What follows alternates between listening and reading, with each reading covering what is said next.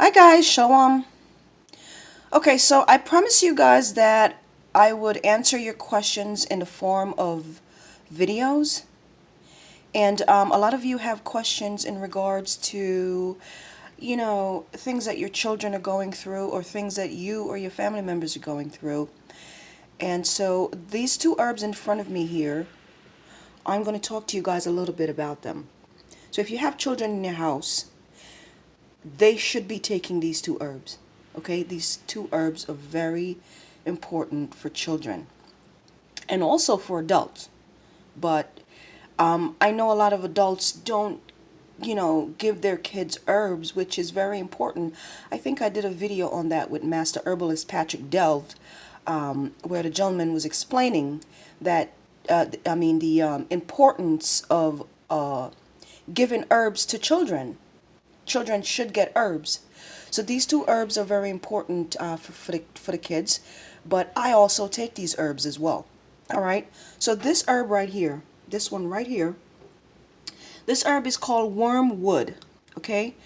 And the reason it's called wormwood is because it is used to eliminate worms and intestinal parasite from the body. Okay. So if you have kids with worms, they should be taking these herbs. And I'm going to do another video with a list of different herbs that is used for the elimination of intestinal parasites and worm. But we're just going to talk about these two herbs this morning and just give you a little bit of the benefit of these two herbs. So wormwood, just the name alone will tell you what it is used for mostly. This herb is used to eliminate worm and parasite in the body, okay? There's a drug called, let me see if I'm saying it right, artemisinin, Artemisinin. And that drug is on the market, and this herb right here is the main ingredients in that drug to treat malaria, okay? Malaria. So this herb is used for the treatment of malaria disease. And if I'm not mistaken, I believe malaria is spread by parasite. They say mosquitoes and other, insects.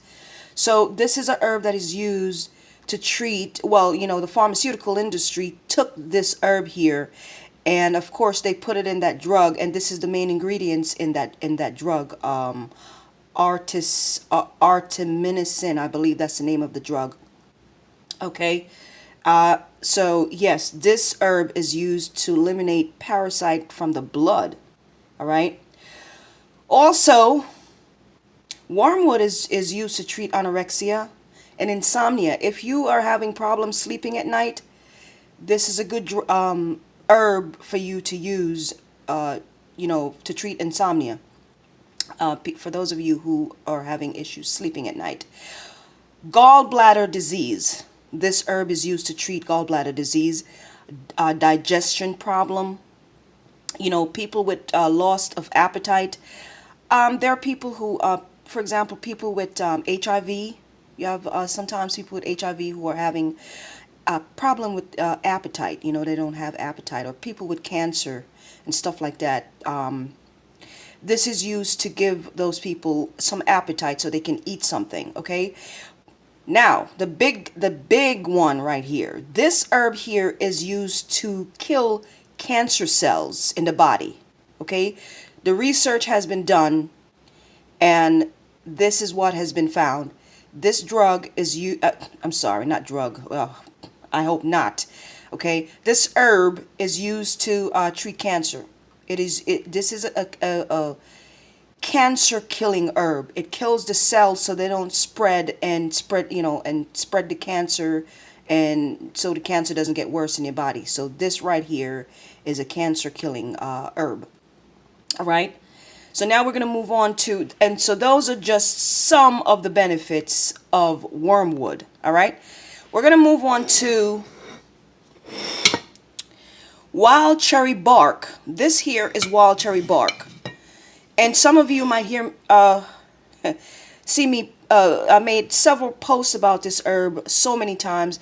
This is a herb that every parent should have in their kitchen. Mom and dad, grandma, if you have young children in your house, everybody should have this herb in their kitchen for just have it there. Just keep it in your kitchen, because your kids get sick all the time. You know, they come back from school with some type of foolishness that they caught from the other kids, and you know, get cold, coughing, sneezing, all kind of nonsense. You should always have this herb in your kitchen. I'm talking about mommy, daddy, grandma, or whoever have kids in the house. Okay, this herb is used to treat respiratory problems in the body.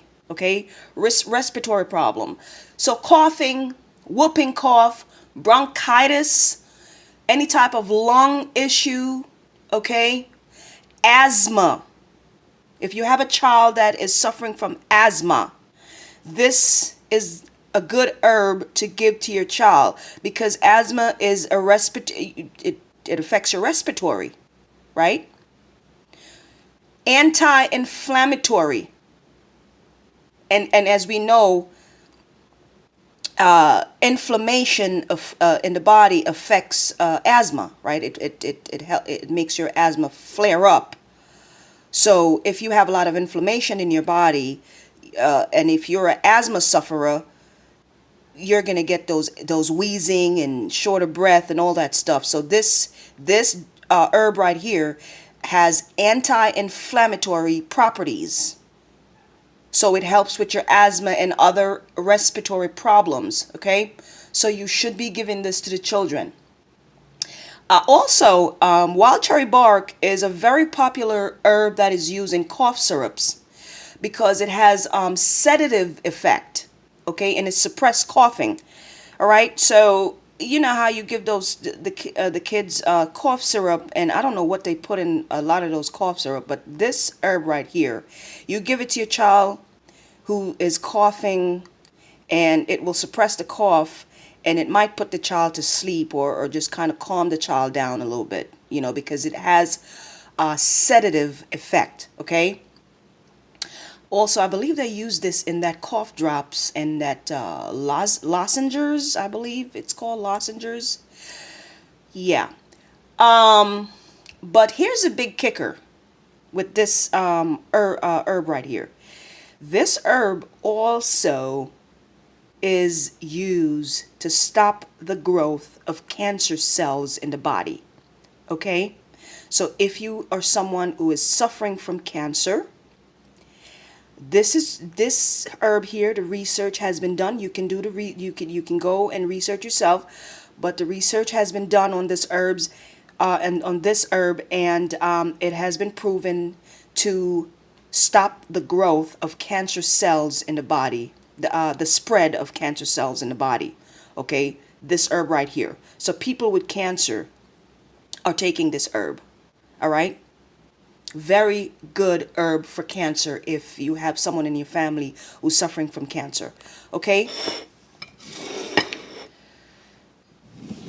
I made myself some tea here with both these herbs just a few minutes ago. I combined the herbs, and all I did was I took a tablespoon of each herb. All right? This herb here is the bark of the tree.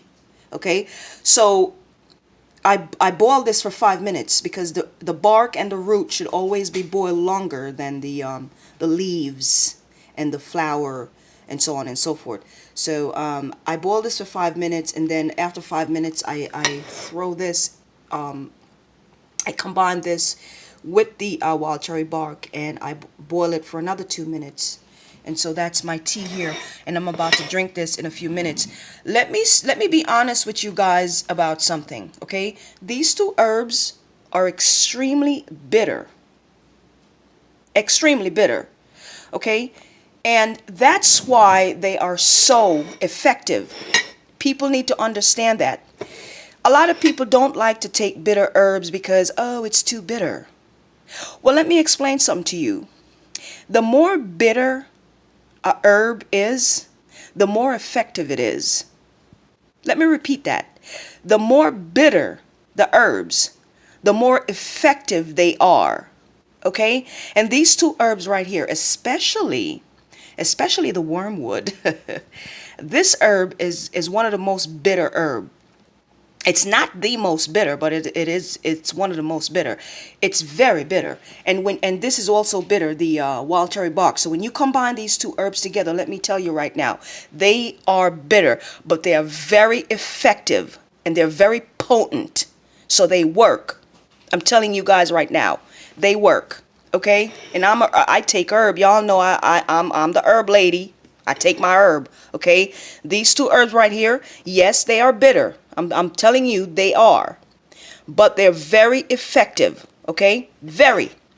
So, again, if you have inflammation in the system, if you're suffering from cancer, if you're having respiratory issues, if you have intestinal parasites, if you're trying to get rid of worms and stuff like that, these two herbs right here, combine them and take them. Okay?